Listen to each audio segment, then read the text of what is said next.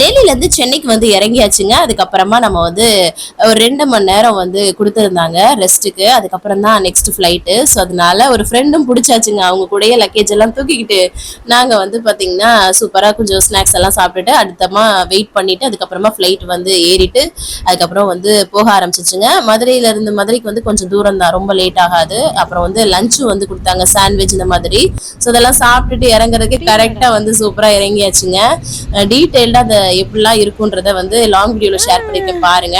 தம்பியை ட்ராலியில் உட்கார வச்சுட்டு அங்கே லக்கேஜ்லாம் எடுத்துட்டு வெளியில வந்தோடனே நம்ம சொந்தங்களை பார்த்தாலே ஒரு சந்தோஷம் வரும் பார்த்தீங்களா. என்னோட கொழுந்தனும் என்னோட சித்தியும் வந்திருந்தாங்க.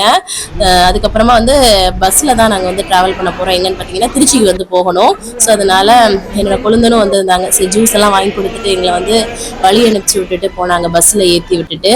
ஸோ அதுக்கப்புறம் வந்து வீட்டுக்கு வந்து வந்தாச்சுங்க. ஸோ லாங் வீடியோ பாருங்கள், நிறைய யூஸ்ஃபுல்லான விஷயம் இருக்குது. அடுத்தடுத்த விளாக்ல பார்க்கலாம். பாய்.